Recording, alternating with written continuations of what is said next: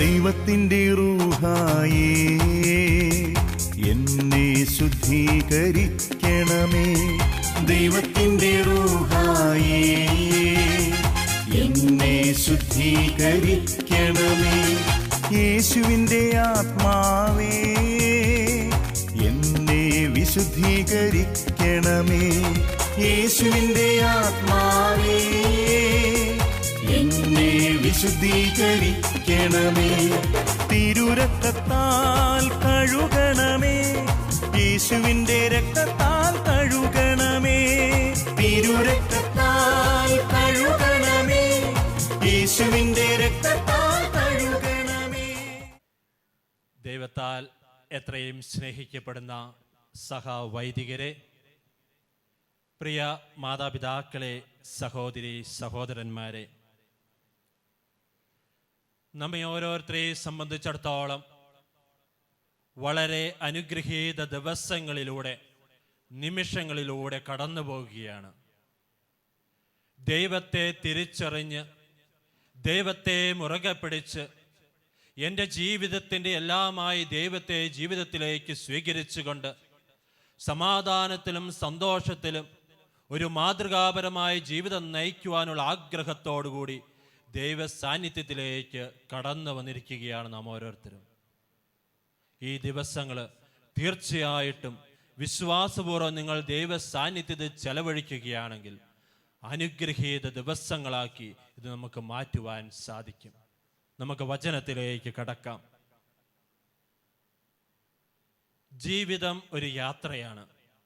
ജനനം മുതൽ മരണം വരെ നീണ്ടു നിൽക്കുന്ന ഒരു യാത്ര. നശ്വരതയിൽ നിന്ന് അനശ്വരതയിലേക്കുള്ള ഒരു യാത്ര കൂടിയാണിത്. ദുർബലമായ മനുഷ്യ ശരീരത്തിൽ കടന്നുകൂടിയിട്ടുള്ള ബലിഷ്ഠമായ ആത്മാവിനെ കാത്തു സൂക്ഷിച്ചുകൊണ്ട് സ്വർഗീയ ജീവൻ നേടുവാനുള്ള ഒരു മഹത്തമായ യാത്രയാണ് നമ്മുടെയൊക്കെ ഈ ജീവിതം എന്ന് പറയുന്നത്.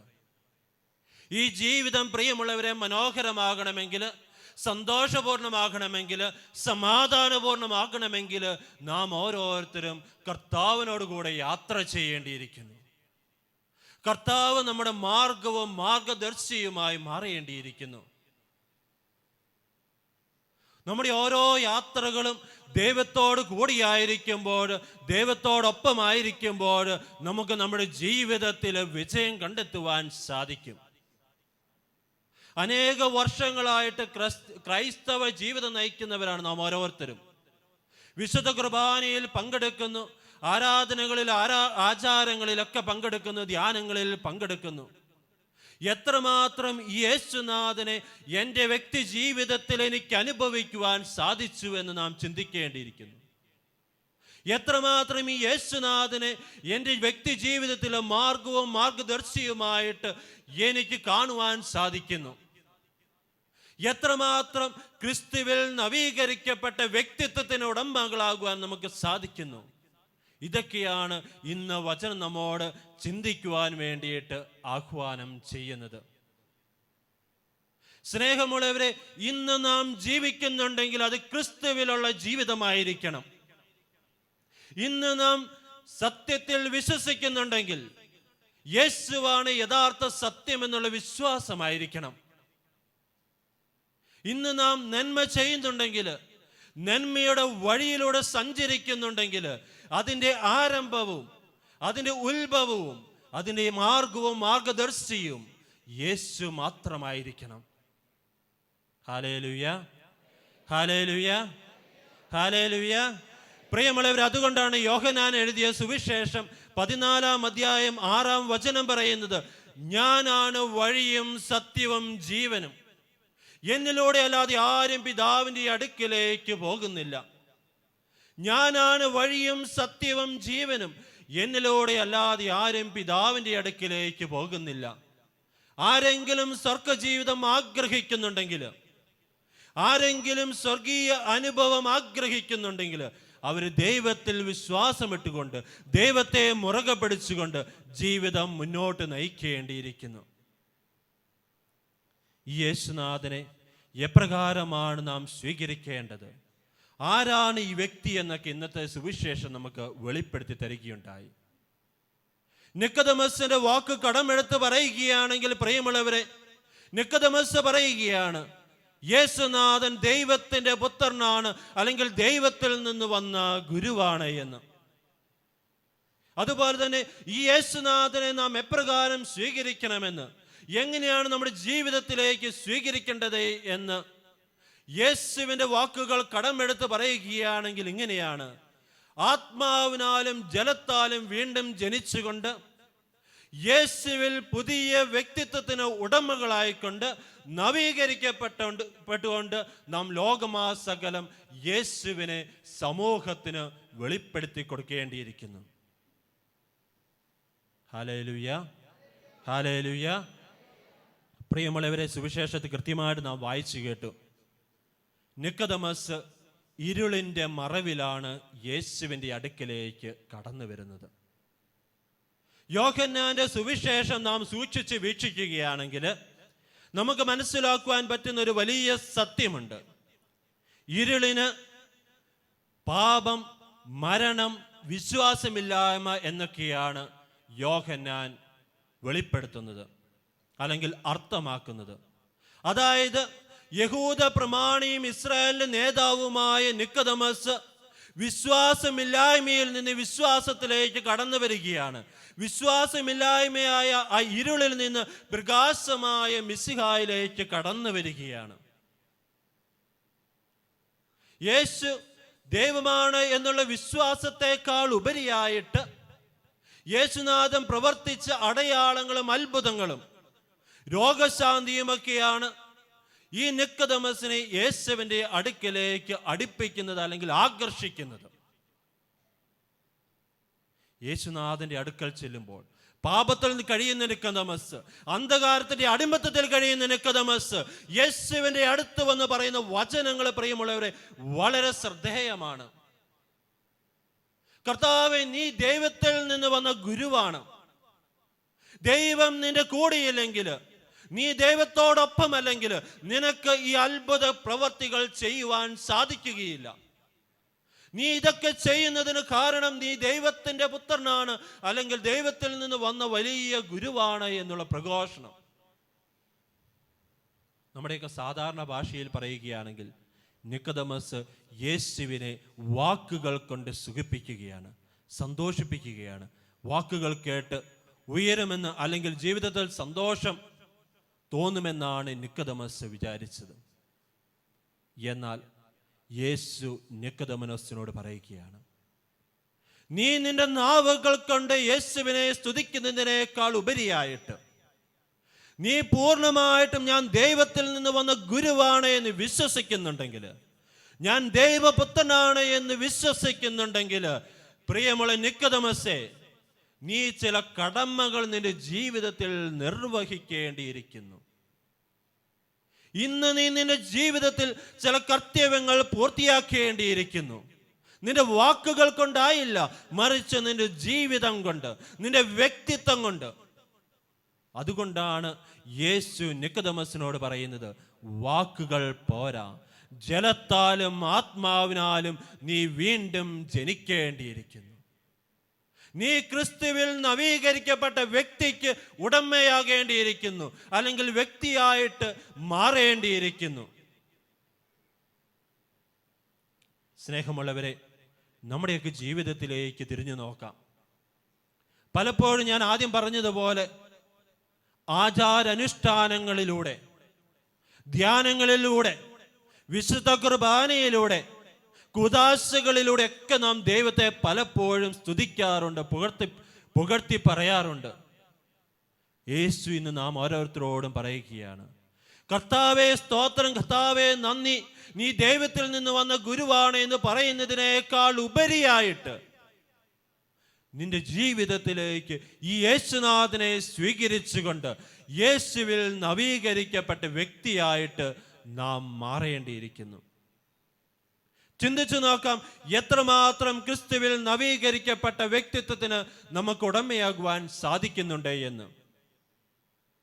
കുടുംബജീവിതത്തില്, വ്യക്തി ജീവിതത്തില്, സമൂഹത്തിൽ ജീവിക്കുമ്പോൾ പലപ്പോഴും പ്രാർത്ഥനയ്ക്ക് വേണ്ടി മാത്രം മാറ്റിവെക്കുന്ന ഒരു ദൈവമാണ് നമുക്കുള്ളത്.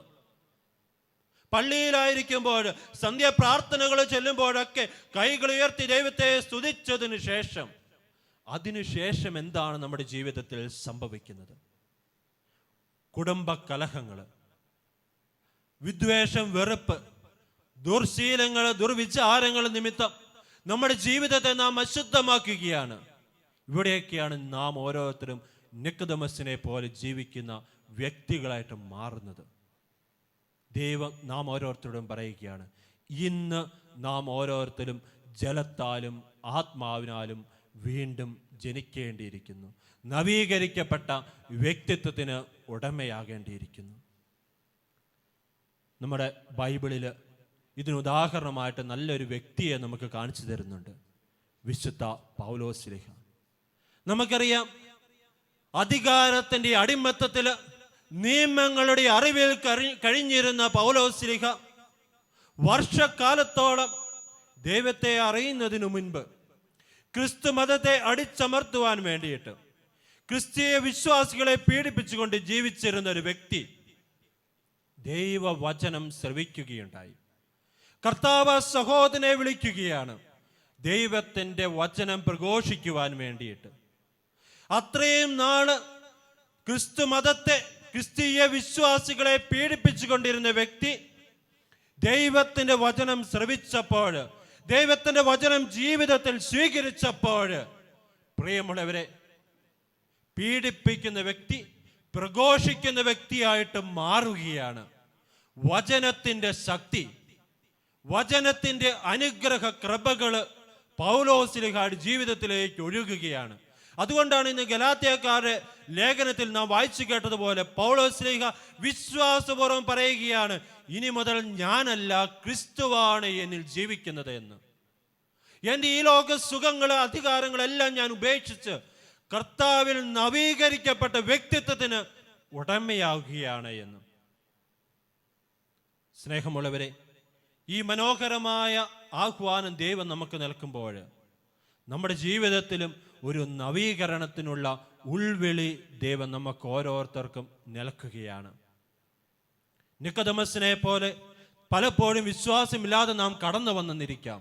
പക്ഷെ ഈ നിമിഷം അത് വിശ്വാസത്തിലേക്കുള്ള ഒരു വഴിത്തിരിവായി മാറുമാറാകട്ടെ.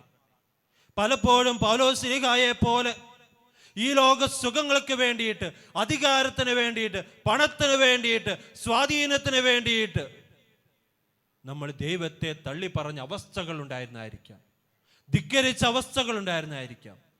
അതെല്ലാം നമുക്ക് ഉപേക്ഷിച്ച് ദൈവ സാന്നിധ്യത്തിലേക്ക് കടന്നു വന്നുകൊണ്ട് ദൈവത്തെ മുറുകെ പിടിച്ചുകൊണ്ട് നമുക്ക് ദൈവത്തോട് പറയാം, ഇനി മുതൽ ഞാനല്ല ജീവിക്കുന്നത്, മറിച്ച് ക്രിസ്തുവാണ് എന്നിൽ ജീവിക്കുന്നത് എന്നുള്ളൊരു വലിയ പ്രഘോഷണം. വീണ്ടും കൊറിന്തോസ്യർക്ക് എഴുതിയ 1-ാം ലേഖനം 6-ാം അധ്യായം 13-ാം വചനം പറയുകയാണ്, പ്രിയമുള്ളവരെ, നാം ഓരോരുത്തരും ദൈവത്തിൻ്റെ ദത്തു മക്കളാണ് എന്ന്. നാം ഓരോരുത്തരും നമ്മുടെ ശരീരത്തിന്റെ ഉടമകളല്ല, മറിച്ച് ദത്തു മക്കളാണ്. അതുകൊണ്ട് നിങ്ങളുടെ ശരീരത്തിൽ ദൈവത്തെ മഹത്വപ്പെടുത്തുവിൻ. ഹല്ലേലൂയ, ഹല്ലേലൂയ, ഹല്ലേലൂയ. അതുപോലെ തന്നെ വിശുദ്ധ പൗലോസ്ലീഹ പറയുകയാണ്, കൊറിന്തോസ്യർക്ക് എഴുതിയ ലേഖനം 3-ാം അധ്യായം 16-ാം വചനം, നമ്മുടെയൊക്കെ ശരീരം എന്ന് പറയുന്നത് ദൈവത്തിൻ്റെ ആലയമാണ്, ദൈവാത്മാവ് നമ്മിൽ വസിക്കുന്നുവെന്നും. ഈ വചനങ്ങളെല്ലാം നാം പൂർണ്ണമായിട്ട് ഇതിൻ്റെ അർത്ഥം മനസ്സിലാക്കുകയാണെങ്കിൽ എത്രമാത്രം വിശുദ്ധിയോടുകൂടി, എത്രമാത്രം പരിശുദ്ധിയോടുകൂടി, എത്രമാത്രം പാവനതയോടുകൂടി ജീവിക്കുവാൻ വിളിക്കപ്പെട്ടവരാണ് നാം ഓരോരുത്തരും എന്നുള്ളൊരു തിരിച്ചറിവ് നമുക്ക് ഓരോരുത്തർക്കും ഉണ്ടാകും.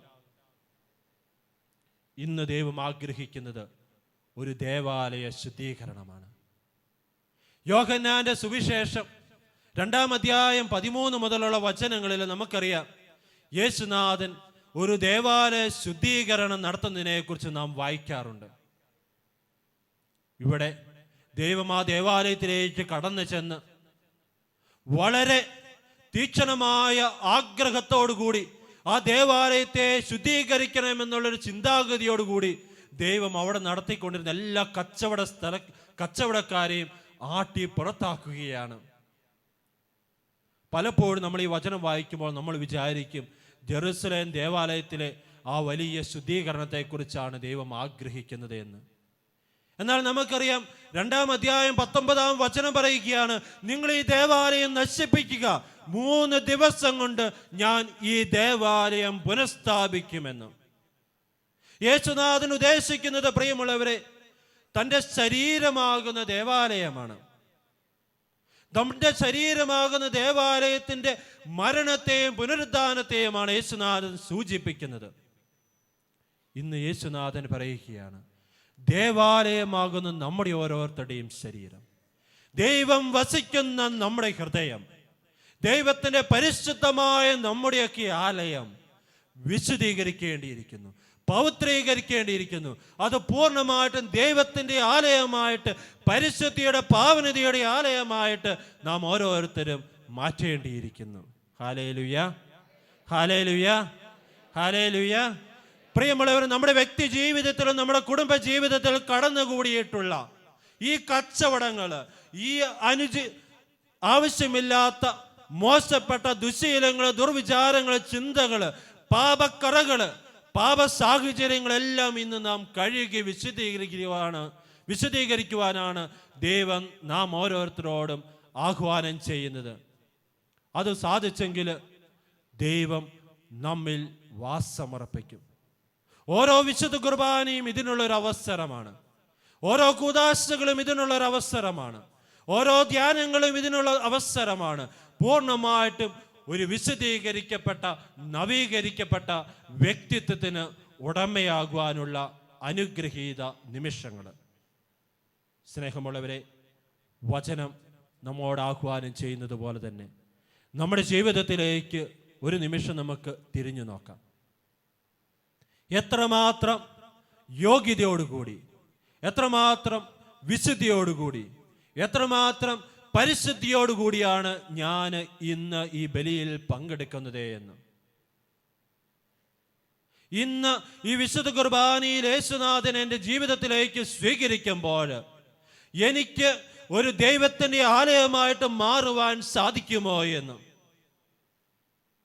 നമ്മുടെയൊക്കെ ജീവിതം വഴി ദേവാലയത്തിലേക്ക് കടന്നു വരുന്ന ഓരോ വ്യക്തികളും ദൈവത്തിൻ്റെ സാന്നിധ്യം അനുഭവിക്കുന്നത് പോലെ നമ്മുടെ ജീവിതത്തിലേക്ക് കടന്നു വരുന്ന ഓരോ വ്യക്തികളും ദൈവത്തിൻ്റെ സാന്നിധ്യം നമ്മുടെ പ്രവർത്തികൾ വഴി, നമ്മുടെ ചിന്തകൾ വഴി, നമ്മുടെ വികാരങ്ങൾ വഴി, നമ്മുടെ ഓരോ മാറ്റങ്ങൾ വഴി അനുഭവിക്കുവാൻ സാധിക്കുന്നുണ്ടോ എന്ന്. ചുരുക്കത്തിൽ പറയുകയാണെങ്കിൽ നാം ഓരോരുത്തരും മറ്റൊരു ദൈവമായിട്ട് മാറുവാനാണ് ദൈവം നമ്മോട് ആഹ്വാനം ചെയ്യുന്നത്. നമുക്ക് പ്രിയമുള്ളവരെ ആത്മാർത്ഥമായിട്ട് പ്രാർത്ഥിക്കാം.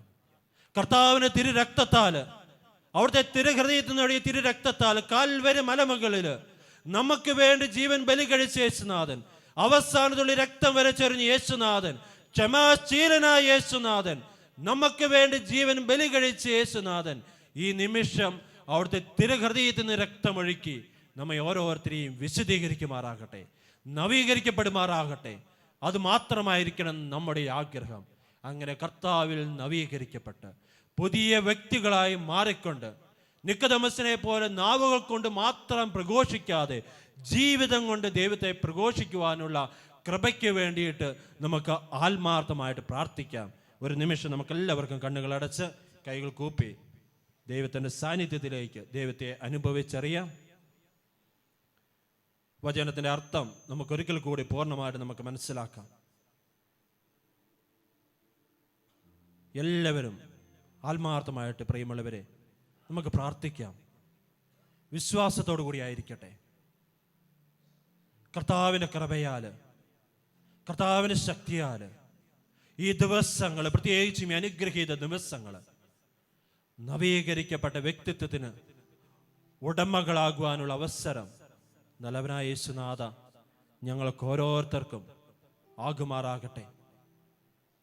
യേശുനാഥ, അങ്ങേക്കറിയാമല്ലോ എത്രമാത്രം പാപികളാണ് ഞങ്ങൾ ഓരോരുത്തരും എന്ന്. ഏതൊക്കെ ബലഹീനതകൾ, കുറവുകൾ, കുടുംബ പ്രശ്നങ്ങൾ, സമാധാനമില്ലായ്മ, സന്തോഷമില്ലായ്മ, ദൈവിക പുണ്യങ്ങളുടെ അനുഭവക്കുറവ്, ഇതൊക്കെയുള്ളവരാണ് ഞങ്ങൾ ഓരോരുത്തരും. ഈ നിമിഷം ഞങ്ങൾ ആഗ്രഹിക്കുന്നത് ഒരു പുതിയ വ്യക്തിത്വത്തിന് ഉടമകളാക്കുവാനാണ്. കർത്താവായ ദൈവമേ, ഇവിടെ കൂടിയിരിക്കുന്ന ഓരോ വ്യക്തികളെയും അങ്ങയുടെ കരങ്ങളിലേക്ക് സമർപ്പിക്കുന്നു. അങ്ങയുടെ തിരുഹൃദയത്തിൽ നേടിയ തിരു രക്തത്താല് ഇവരെ ഓരോരുത്തരെയും കഴുകി വിശുദ്ധീകരിക്കണമേ. ഈ വിശുദ്ധ ബലിയിൽ പങ്കെടുക്കുമ്പോൾ അങ്ങയെ പൂർണ്ണമായിട്ടും ഈ വിശുദ്ധ കുർബാനയിലൂടെ സ്വീകരിക്കുവാനും ഞങ്ങൾ ഓരോരുത്തരും മറ്റൊരു ക്രിസ്തുവായിട്ട് മാറുവാനും ഞങ്ങളുടെ ഹൃദയങ്ങൾ ദൈവം വസിക്കുന്ന പവിത്ര സക്രാരികളായിട്ട് മാറ്റുവാനും ഞങ്ങളെ ഓരോരുത്തരെയും അനുഗ്രഹിക്കണമേ, ആശീർവദിക്കണമേ. കർത്താവായ ദൈവമേ, വിശ്വാസപൂർവ്വം കടുകുമണിയോളം വിശ്വാസമുള്ളെങ്കിൽ പോലും അതുമായിട്ട് അങ്ങയുടെ കരങ്ങളിലേക്ക് ഞങ്ങളുടെ ജീവിതത്തെ സമർപ്പിക്കുന്നു. ഞങ്ങളുടെ വിശ്വാസം വർദ്ധിപ്പിക്കണമേ. ഞങ്ങളുടെ വിശ്വാസം മൂലം ഞങ്ങളെ നവീകരിക്കണമേ. സമാധാനത്തിലേക്ക് നയിക്കണമേ, സന്തോഷത്തിലേക്ക് നയിക്കണമേ. ദൈവാനുഗ്രഹം ഞങ്ങളുടെ കുടുംബത്തിലും ഞങ്ങളുടെ മക്കൾക്കും ഞങ്ങളുടെ വ്യക്തി ജീവിതത്തിലും നൽകി അങ്ങ് അനുഗ്രഹിക്കുകയും ആശീർവദിക്കുകയും ചെയ്യണമേ. കർത്താവായ ദൈവം നമ്മെ ഓരോരുത്തരെയും അനുഗ്രഹിച്ച് ആശീർവദിക്കട്ടെ.